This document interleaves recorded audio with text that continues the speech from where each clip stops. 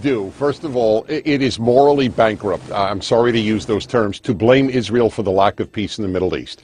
In the history of the world, when there has been a conflict between a democracy and an autocracy, there is not a single instance where the democratic and free state was the obstacle to peace.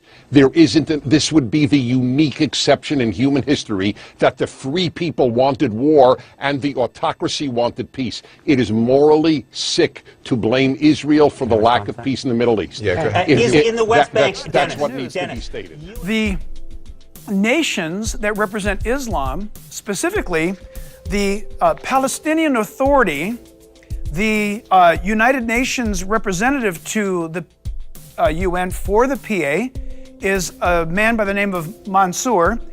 He is saying right now that Muslims around the world are going to use all necessary means to threaten the United States and to threaten Donald Trump into not allowing the U.S. Embassy to be moved from Tel Aviv to Jerusalem, even though it's in accordance with U.S. law. According to U.S. law, the United States says the capital of Israel is Jerusalem. But Islam cannot have that happen.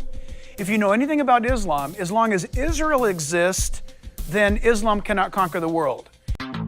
When I did my graduate studies at the Middle East Institute at Columbia University's School of International Affairs, I took many courses on the question of the Middle East conflict. Semester after semester, we studied the Middle East conflict as if it was the most complex conflict in the world, when in fact, it is probably the easiest conflict in the world to explain. It may be the hardest to solve, but it is the easiest to explain. In a nutshell, it's this.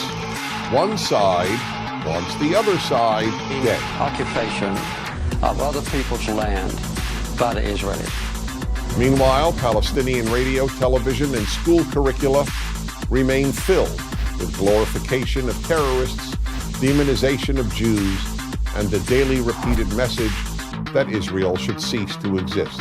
There are 22 Arab states in the world, stretching from the Atlantic Ocean to the Indian Ocean. There is one Jewish state in the world, and it is about the size of New Jersey.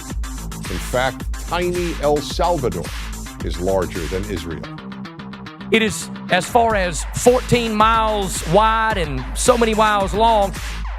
It's the smallest nation on earth. It's the most expensive piece of real estate geographically on the map of the globe. Everybody's fighting for that one little piece.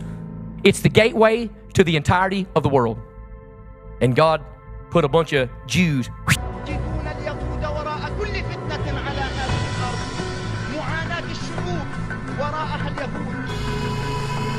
I believe that the Arab-Israeli conflict today is a manufactured conflict. There is not a group, there is not a religion, there is not a sect, there is not a people, there is not a person in the world that hates Israel more than Islam. Where they have to build their rebuilt temple is where the Dome of the Rock happens to be. And in Muslim tradition, if a mosque is destroyed, you read the Quran, it has to be rebuilt in the same place in which it was destroyed.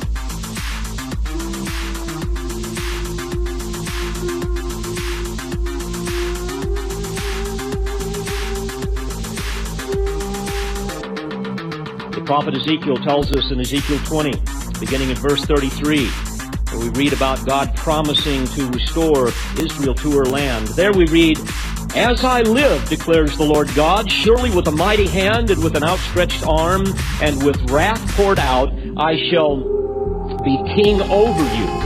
I will bring you out from the peoples and gather you from the lands where you are scattered, with a mighty hand and with an outstretched arm and with wrath poured out, and I will bring you into the wilderness of the peoples, and there I will enter into judgment with you face to face."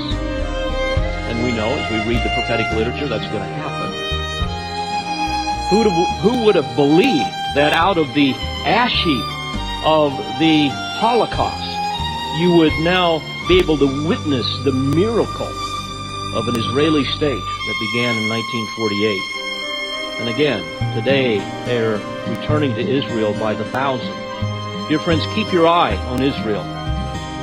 God will never violate his unconditional promises to his people.